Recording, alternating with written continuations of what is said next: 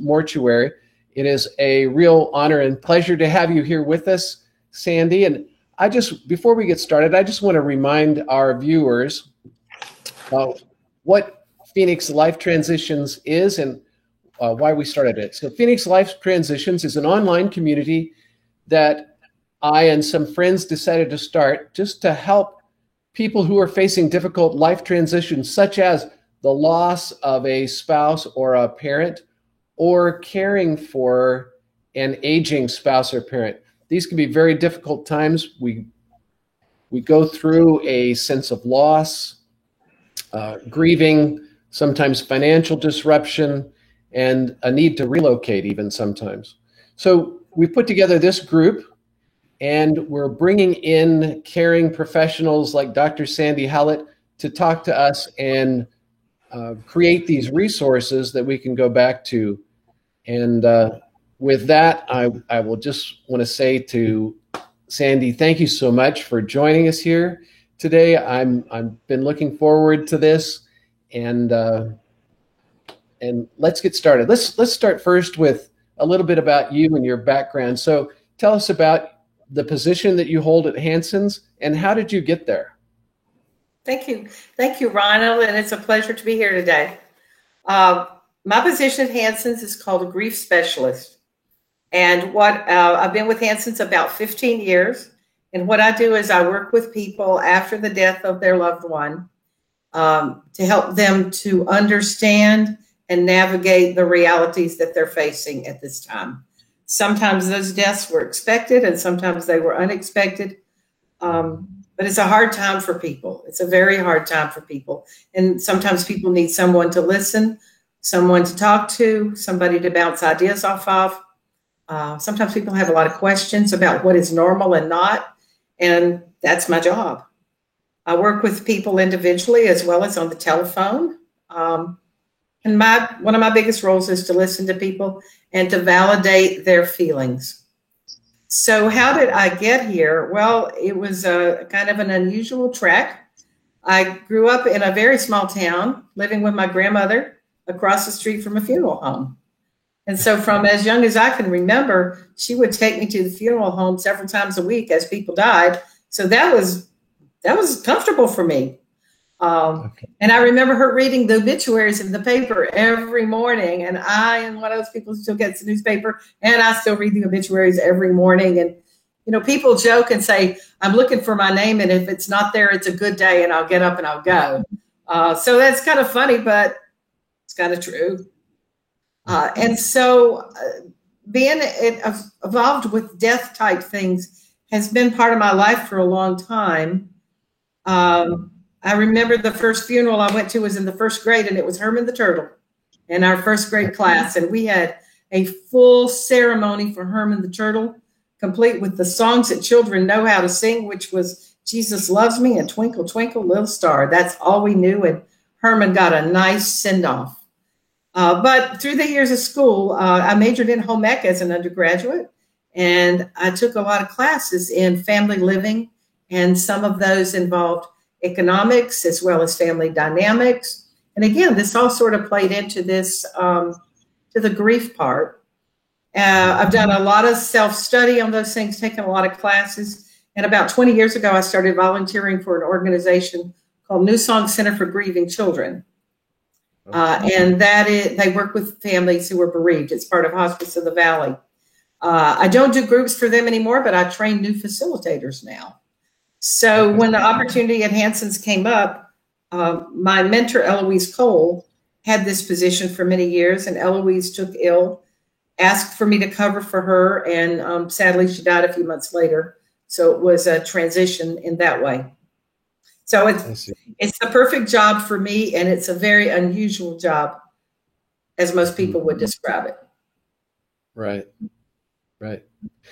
So define for us, Sandy, what is grief, and are there different kinds of grief? Yeah, absolutely. Grief, a simple definition of grief is a normal response to loss. Mm-hmm. And that can be any kind of loss. That, we're talking about death loss, so certainly that's the big one. But there can be all kinds of losses. There can be loss of a job, loss of health, loss of independence. When children fly the coop and parents have an empty nest, as much as they may have teased how they were looking forward to that, that's a loss and that's a change. Divorce is a loss.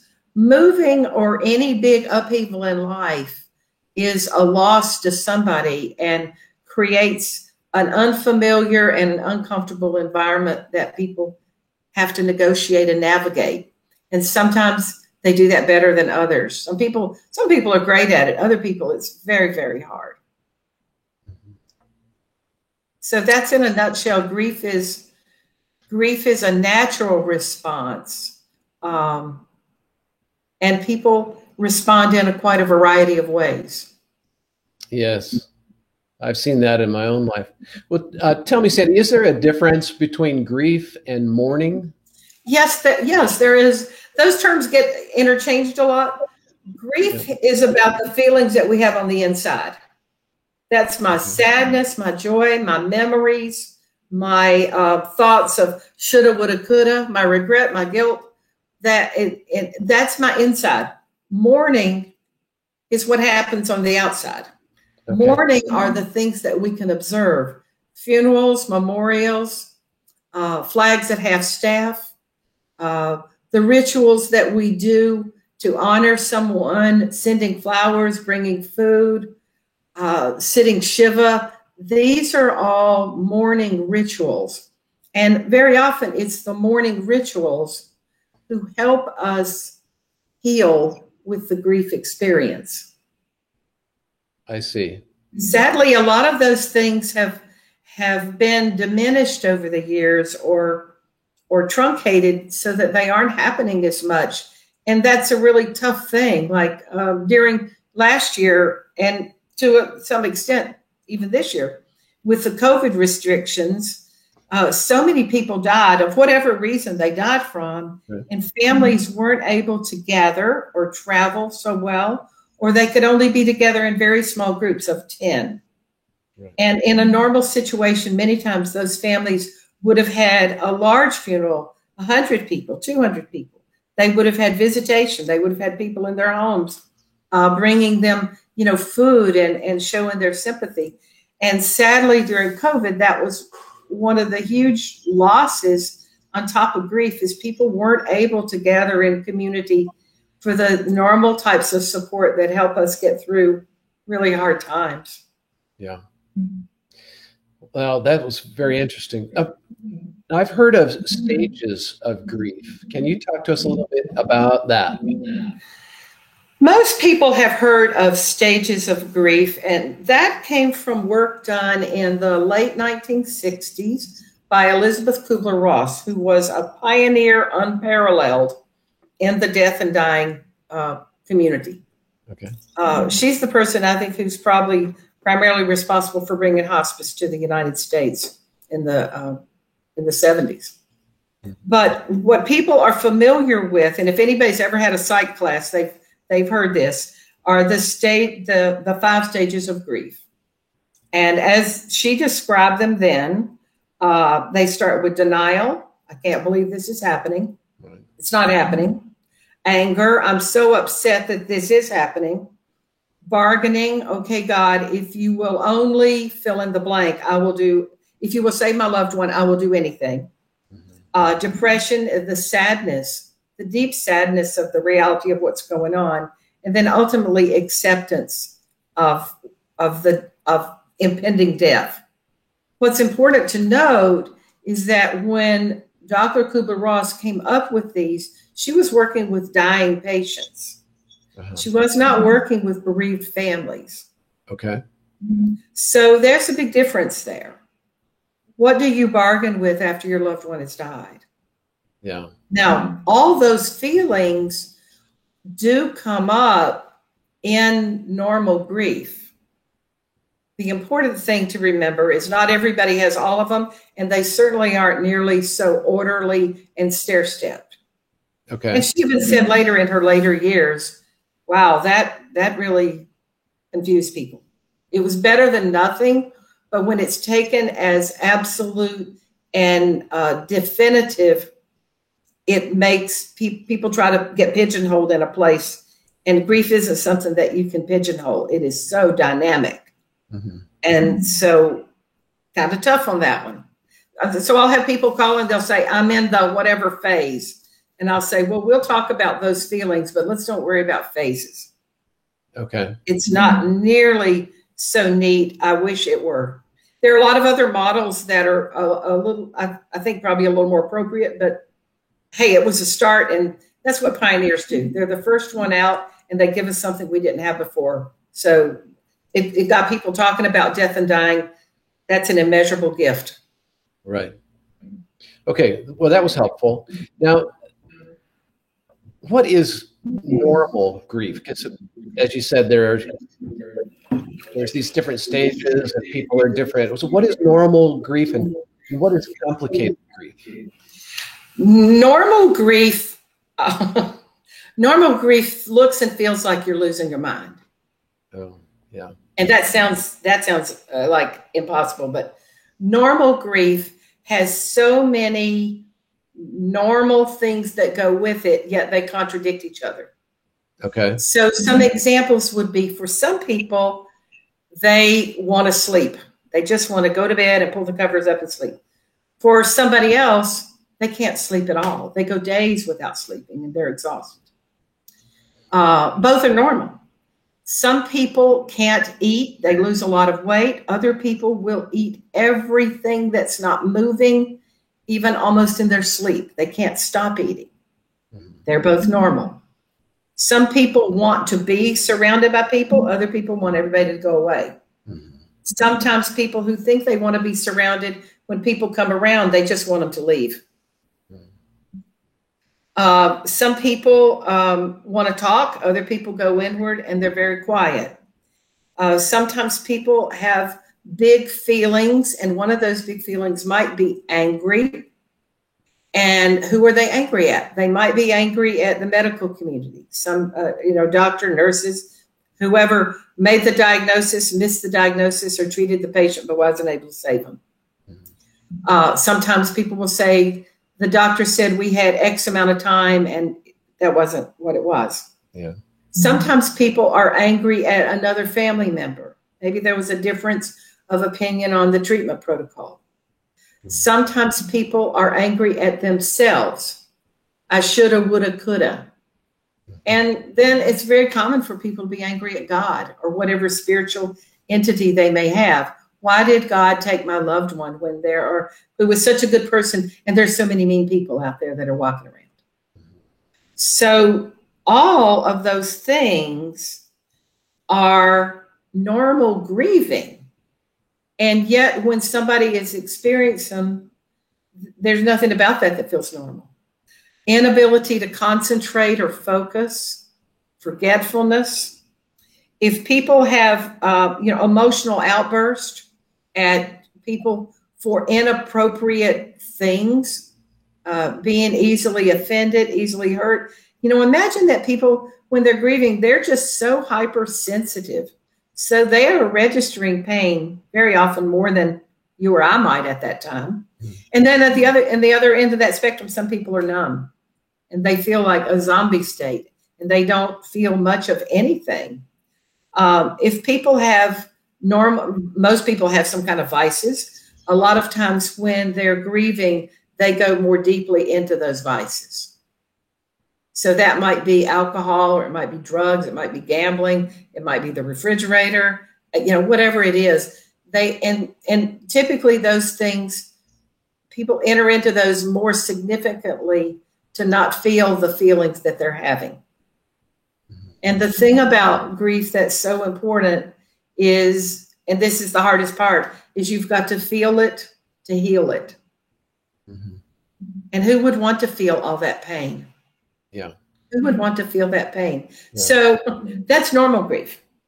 Okay. That's normal grief. Complicated grief typically comes into play, not always, but typically when the death has been very sudden or traumatic, or examples of that could be murder, suicide, a lot of opioid related deaths, people that have had a history of mental illness or depression. Maybe they've struggled for years and the family's done all they can, and then they die for, by whatever means or reason. Sometimes also grief can be more complicated based on the nature of the relationship the deceased had with their family. Okay. If it was a complicated and strained relationship, or one where there was a lot of discord or a lot of enabling, even sometimes these type of situations and causes and means of death can cause for a more complicated situation than, say, a circumstance where someone was very old, their health was in decline for some time, the death was anticipated, there was a good relationship. That's a very different situation than getting a call or getting the police knock on your door in the middle of the night and say, I have bad news. Yeah. And so healing complicated grief is also just tougher. There's more that has to be unraveled and worked through. And I've heard the saying that you don't really get over it, you just kind of get through it. Is that basically? I agree with that. Yeah. Very often, and you hear this on the news a lot too, people talk about closure. Mm-hmm. And I think that closure is a myth. I think as long as we love that person, mm-hmm. we're going to miss them. Yeah. And closure sort of suggests that we've wrapped it up, we've got a bow on it, and it's over. And it's never over. Even my mom died 22 years ago. Mm-hmm. Every now and then I'll tear up just thinking about her. Mm-hmm. And it might be on a special day, but it might be something that's happened that intuitively and instinctively in the past, I would have called her and said, hey, Mom, guess what happened? And even 22 years later, that's a long time. Yeah. And her death was very much expected, and I was her caregiver. And yet, every now and then, it'll bubble up. Mm-hmm. So closure is just so neat, and we would like to have that maybe, but I don't think we ever do. Okay. And really, I don't want to. I want to always remember people with love. Yeah. So I don't need that to end. Yeah. If it means I hurt once in a while, okay, I can do that. I can relate to that. I lost my father in 2009, and it was pretty tough for me. I expected him to live at least another 15 years. There was an illness. About 30 days he was in the hospital, but that wasn't really time for me I didn't really think he was going to die during any of that time, And for weeks after, I would reach into my phone and pull it out to call him, and then realize that the call would never go through. Some people leave the cell phones connected of their loved one who died just so they can send text. Yeah. I know people have done that for years, and they're like, hey, it gives me comfort. And in terms of helping us heal, if whatever we do gives us comfort and doesn't hurt us or anybody else, no matter how wacky it might seem to somebody else, mm-hmm. it's probably a pretty healthy way to honor and grieve them. So if it's calling and listening to their voice, yeah, or sending them a text, or write a note on a balloon, or talk out loud, or visit a cemetery if they're in a cemetery, or one of the things I like to do is suggest to people that they do random acts of kindness in their loved one's memory. Mm-hmm. And there are days when we know are going to be trigger days, and that would be birthdays and holidays and times, Mother's Day, Father's Day, times we normally spend together. Mm-hmm. So we can anticipate that's going to be a hard day. Right. There are other days when we just get surprised and, we can't anticipate.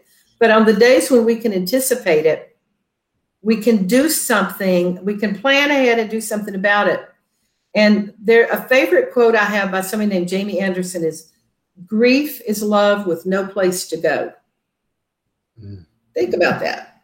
That's a really grief is love with no place to go. Yeah. And so if we can take that grief, which is really love, and channel it in an intentional place to go, and that could include an act of kindness, paying it forward, that can help us heal because it's empowering. Yeah. And it also lifts somebody else's day that wasn't expecting it. Right. One, there's a family I've worked with recently whose young child died. Oh my! He was a few weeks short of 4. Oh, a baby. That's heartbreaking. And his birthday happened shortly after his death day, and they did a couple of things. They went to the bakery and they bought a cake for him with his name on it. And while they were at the bakery, they asked to pay for somebody else's birthday cake. Oh. And they left a card for that person that said, "This random act of kindness done in loving memory of our child." And they put their child's first name there to be given to the person when they picked it up. Nice. And did it break their heart? Oh, their heart's broken. Oh, yeah. Then with the cake they took home, they made their son's favorite meal that night, which was spaghetti. And they had their family gathering. I know it was a very hard night. It was a very hard night. And they sang happy birthday to their boy. And they had his favorite food. Was it hard? Yeah, it's hard. But you choose your hard. A lot of things are hard that are going to hurt us. And there are things that are hard that can help us heal. Yeah. And so they've said that their tradition going forward is every year on his birthday, they're going to do that. I was with some other friends recently. The adult son died 5 years ago, 5.5 years ago. And they go to dinner on that night. His mother and his wife go to dinner on that night. And I was invited to join them this year, and it was really an honor. And what they do is they get to the restaurant early, and they go to a nice place that they enjoy, and they order their wine, because, we need to make a night. It's a festive night.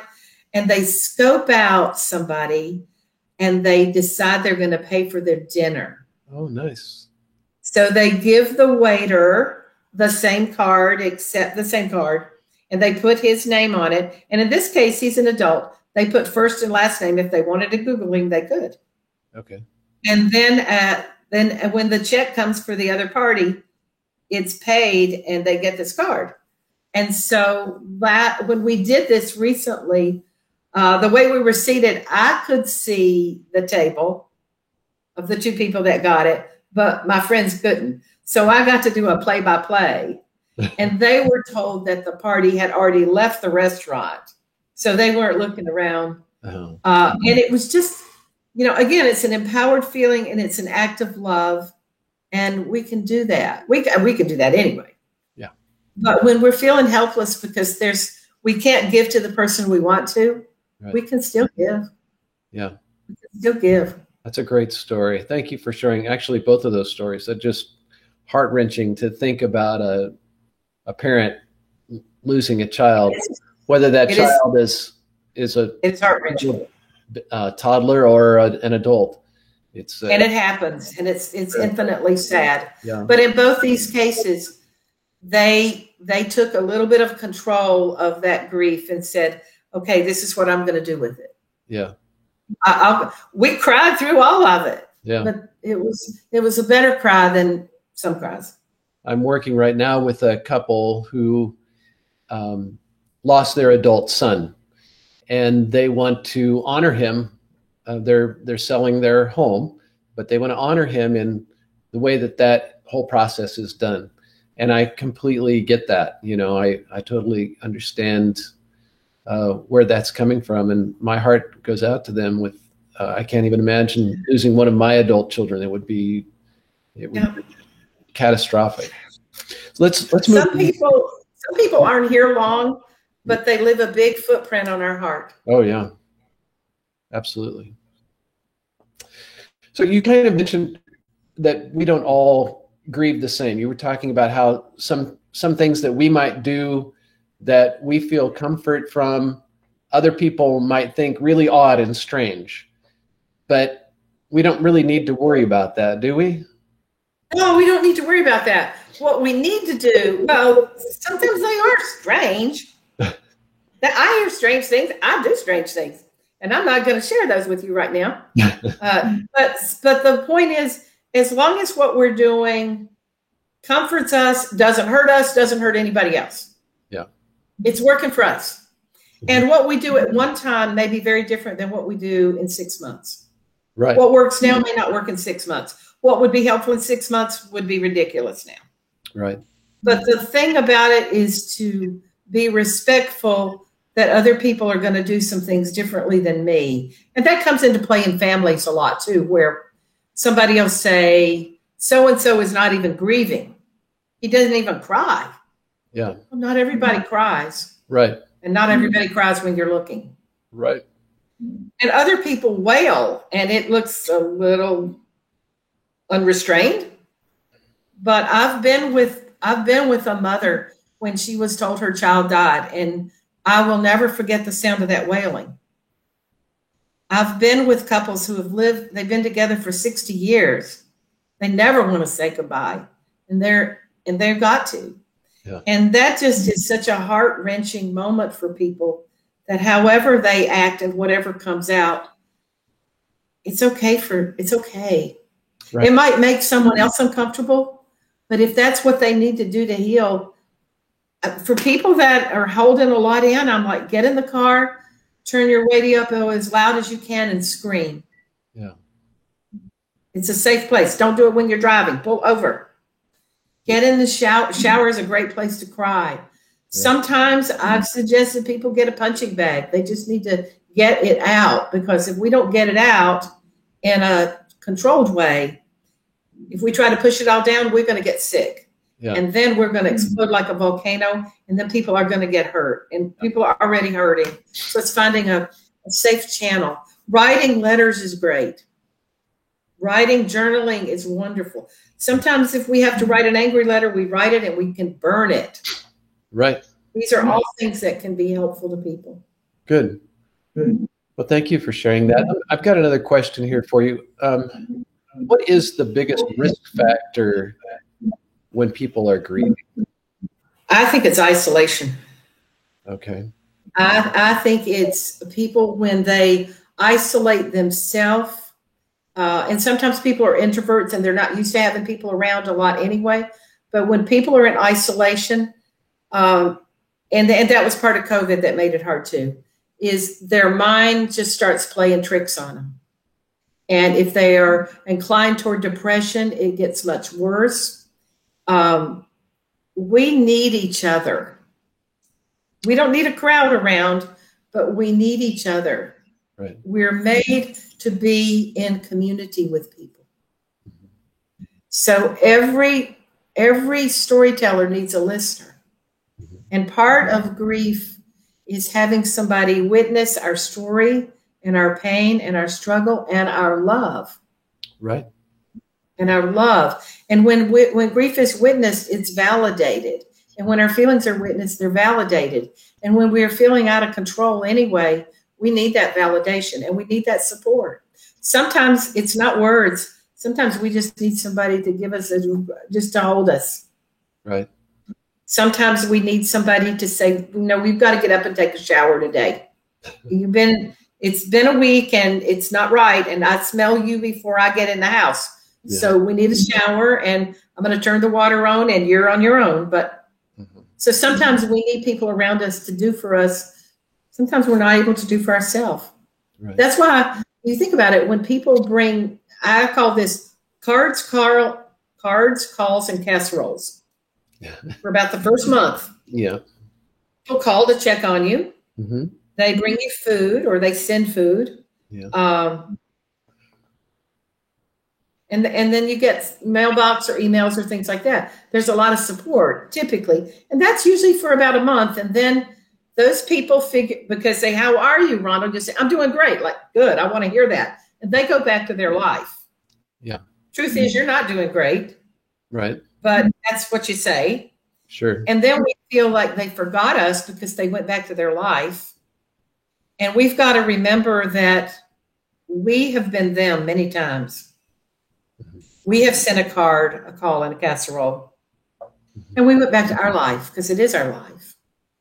And so it's just that compassionate remembering that this doesn't get taken care of in 30 days. This is long term, and especially remembering people on special days and holidays and birthdays, anniversaries, especially first anniversary, wedding anniversary. If it's somebody close to you, put a little note on your calendar about those days for them, and drop them a note a few days before. Take them to lunch. Just say, I remember. People sometimes don't want to bring up the name of the one that died because they think that that'll make the other person sad. Mm-hmm. No way. I mean, if they cry, they cry. That's okay. But we love hearing the name of our loved one, and we're never going to not love it. Okay. And if I cry, they're just my tears over. That's my love coming out my eyes. That's all that is. So never be shy about asking people and letting people know how you knew them. How did you meet them? What do you remember that's so special? These are immensely comforting to people, and yet we just don't even think about it. But they're easy to do. Yeah, I think the issue is that we don't know what to do. We feel uncomfortable because we don't want to cause the other person pain, and we don't know what to say except, I'm sorry for your loss. We've been taught to say that. But also saying their name, I think. Say their name. Say their name. And tell them a story. Yeah. Tell them a story. One of the things to keep in mind is when someone dies, and a lot of people know them, everybody knows them in a different way. Mm-hmm. They met them in a different way. Right. 5 children in one family have a different relationship with that parent than each other. Right. And so one of the things is just like when you write a condolence note, instead of just, I'm sorry for your loss, say, I remember the time Bob did this prank at work.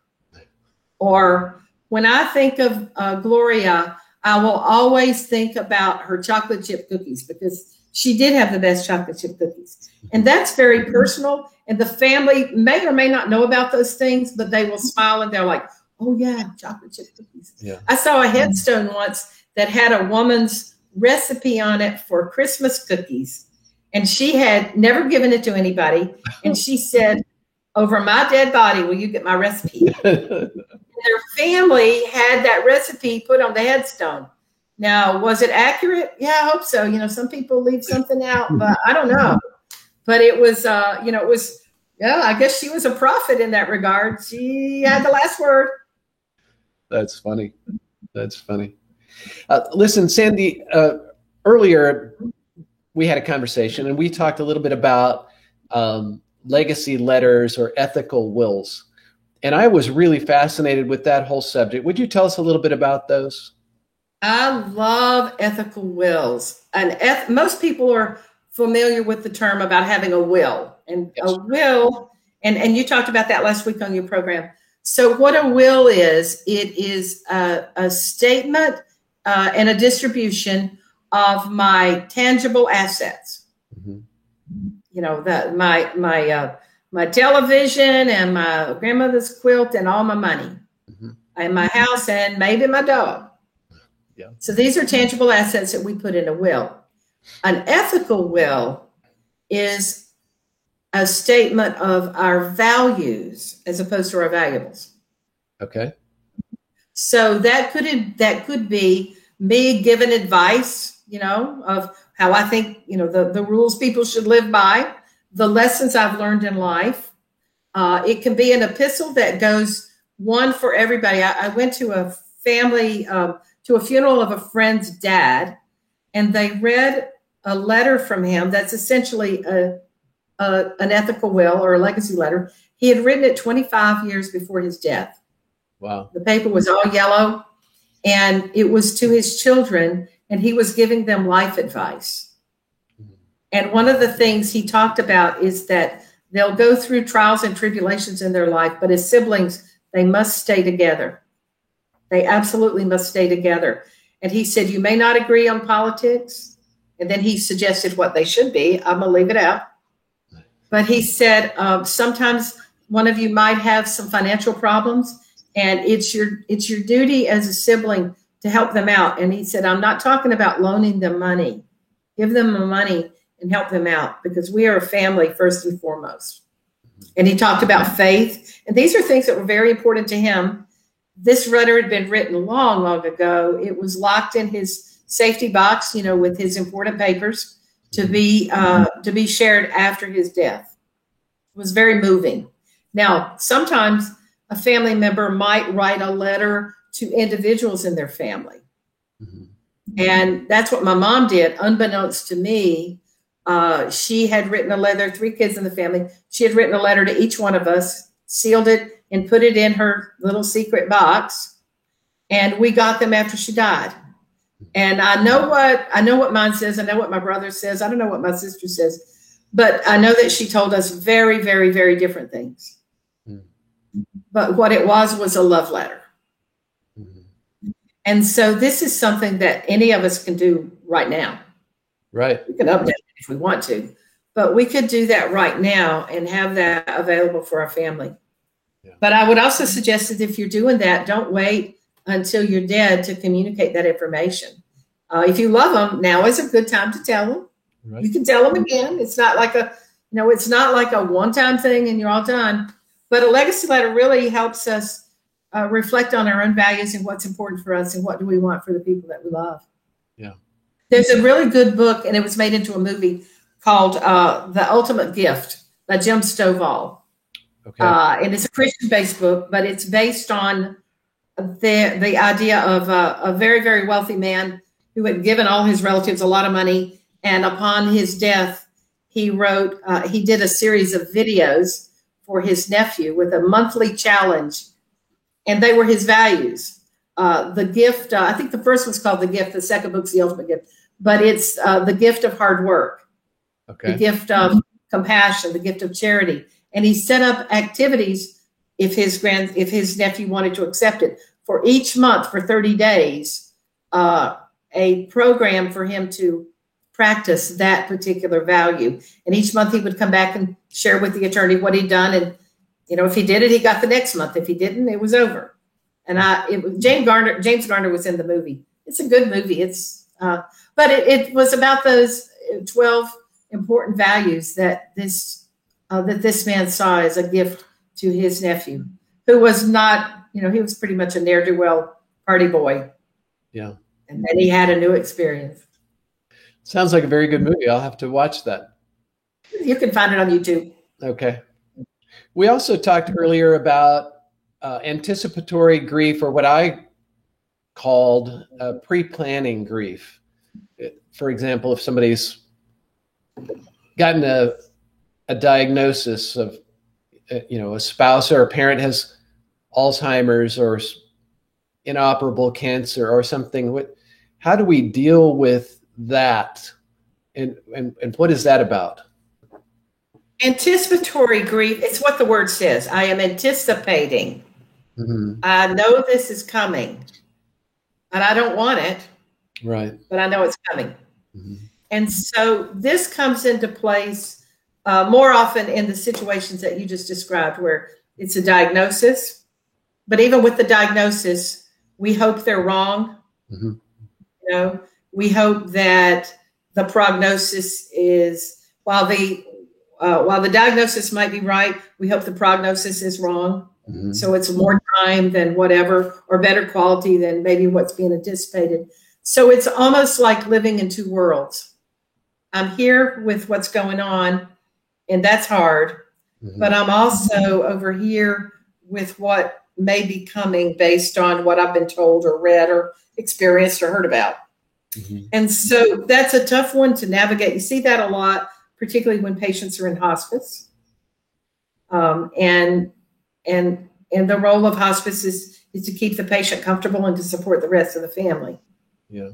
So some of that, when people have that kind of situation in their family and they know that death is very likely to be coming sooner than later, they have the opportunity, if they can and want to, and everybody's willing to do it, to do to put in play some things that might eliminate the regrets that some other people have later. Mm. Emotionally, let people know you love them. Let them know what they've meant to you in this life. Let them know what it is that you've learned from them that you're going to take forward as part of their legacy. Mm. Very good. You also have the opportunity. There was a movie a few years ago with Jack Nicholson and I think Morgan Freeman, The Bucket List. Right. And then it, that turned into a phrase everybody's using, but it's both men had gotten a very serious diagnosis, and they were very different kind of guys. And so they created bucket lists of the adventures and experiences they wanted to have while they could have them. Mm-hmm. And so when somebody is in that anticipatory grief period, it gives us that opportunity to say, what do you want to do with your one precious life? Yeah. Which is a good question to ask anyway, but it puts that on a faster track. Right. And so sometimes you'll hear stories about people that are a hot air balloon ride, or they want to go to wherever. But in the bucket list, Jack Nicholson wanted to do all kinds of exotic adventures and, climb mountains and hot air balloon. And Morgan Freeman wanted to spend time with his family and do family things. Yeah. So that's an important thing to notice is what do you want to do? Like if you can do anything. So that's what like Make-A-Wish is. Make-A-Wish for children. Mm-hmm. There's a similar organization for adults, and gosh, I've forgotten the name of it right now, but they do adult wishes. Oh, okay. But anticipatory grief it's a tough place in a lot of ways because you're in two worlds. You're in the world of the living and being with the person, and we don't want to rush anybody. Right. And yet you're also looking at them knowing that the clock is ticking. Yeah. In reality, the clock is ticking for all of us. True. All the time. True. We're all renting. Mm-hmm. There are people that woke up this morning, they went to work, and they fully expected to come home tonight, and they're not coming home. Right. There are people that have been told you have a month to live, and maybe they have a week, and maybe they have a year. So I guess my best advice there is live now. Yeah. Live now and say the things that are important now. Sometimes you'll see notes that says, don't wait until I die to send me flowers. Send them now. I think that's pretty good advice. That's great. Send them then too. Yeah. Don't hold back telling me you love me. Just go ahead and tell me now and we'll deal with it. Yeah. We'll deal with it. Well, I've got to tell you, Sandy, I really appreciate what you do in helping people as they're going through their grieving process, and it also in working with people, knowing that's, that event of losing a loved one is going to happen. There are community resources out there for people as well, right? Can you tell us something about some of those community resources? There are a lot of resources out there. These are the things people don't want to know about until they need to know about them. Yeah. That's how it goes. Some of the churches have a program called Grief Share, which I think is a 13-week program. Mm-hmm. And that is looking at some of the different feelings and normal experiences that people have through this transition time we call grief. Those are instructor-led. Some of those are in person. Some of those are done virtually, like everything now. Right. So that's one. Hospices have grief support services available. And for the patients that the families they have taken care of, they are obliged to serve them for 13 months. Wow. To get them through that first anniversary. Wow. Because the first year, not everything happens in the first year, but a lot happens. Yes. And anniversaries are tough. But for some people, the second year is harder because the numbness has worn off, the business has been done, and now the loss really kind of sets in. There are lots of specialty groups. There's like Survivors of Suicide. There's Eric's House, which supports families who've lost a loved one to opioids, suicide, or trauma. There's Parents of Murdered Children, which is what it says. New Song Center for Grieving Children and Those Who Love Them is part of Hospice of the Valley. I volunteer with them, and they work with families let's see, children from 5 to 18. Families have children in that range. And then they have a young adult group. I think it's 18 to 24. And then they have a bereaved parent group called Enduring Ties. Wow. And they may have that, and that's when a child of, I think it's up to about age 24. And these are all resources that are free, and they have trained facilitators to help people understand what is normal and complicated. Mm-hmm. One of the questions that I get a lot of times with people is says, I can't remember anything. I'm short of temper. I think I'm losing my mind. And I have a whole list of about 25 things that I give them. And I'm like, check off all that apply. The top of it says, but your grief, you're normal.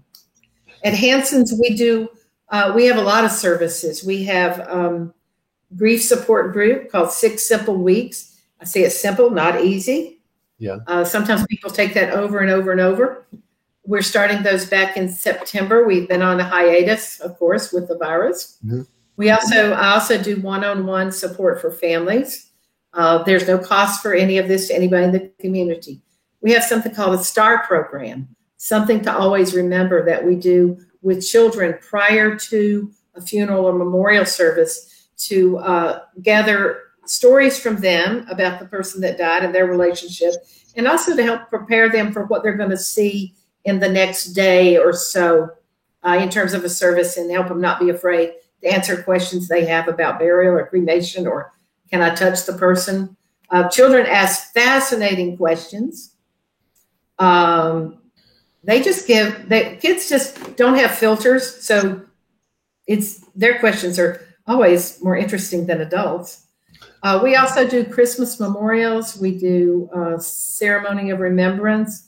And we have the Angel of Hope, which is remembering children that have died.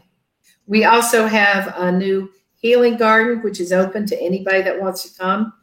And it lets us experience grief through the senses of touch, taste, smell, remembering hearing. We also have a new Rainbow Bridge Pet Cemetery. And we have 2 comfort dogs, Lily and Molly, who typically are at our Scottsdale location, usually Monday through Friday, and they're there to love you and get treats. We have all of those things are available at our Scottsdale location, and that's 6500 East Bell Road in Scottsdale. And you can go to the Healing Garden anytime. No fence. Walk through. There's a brochure that tells you about it. And there's more information on the Hanson's website as well. On the Hanson's website, we have a lot of information, contact information. So, if you're just struggling or you have a question, give me a call and I'll do what I can. And if it's not me, I have a lot of resources that I can refer people to something that might be more aligned with where they are right now. Okay. But I've got something I want to share with you. Oh, you do? Yep. Sunflowers. Oh. And if you could see the shelf behind me, you would see shelves. There are sunflowers back there. So sunflowers to me are a wonderful metaphor for support and healing and grief, because sunflowers follow the sun. So in the morning, sunflowers are facing the east. Oh. And as the sun rises, the sunflowers go with the sun. And this time of day in the afternoon, sunflowers are facing the west. Mm-hmm. So, they kind of go with the flow, which is good advice. Now, what happens when they have cloudy days? And while we don't have many in Phoenix, we do have cloudy days. Yes. And when we have cloudy days, where do the flowers go? Well, they do what we need to do. They face each other. Oh. So when the sun is shining, their energy and their support comes from the sun. Mm-hmm. On cloudy days, they turn to each other for support. And so in bereavement, we get support wherever we can, but part of it is from each other, and that's important.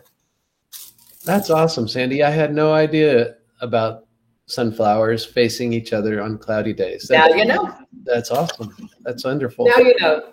So what's the best way that people can contact you for more info? Best way would be email. And email is Dr. Sandy, Sandy, let me get my name right, DrSandihowlett, Dr. Sandy Howlett at gmail.com. Perfect. Or you can call our Hanson's locations and they will give you my phone number. Okay.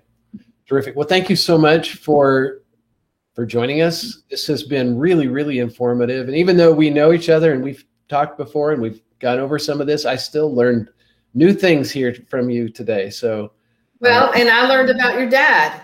Yeah, that's right. There's always new things to know, and it's never too soon to reach out and tell somebody you love them. Yeah. And to get their recipe for Christmas cookies if they'll give it up, but they might not. If not, they may end up on there. Well, you never know. Okay. We just hope they put the right amount of baking powder in there. We don't know. Thank you so much. And I'll see you. Thank you, Ronald. Okay. Have a good evening. You too.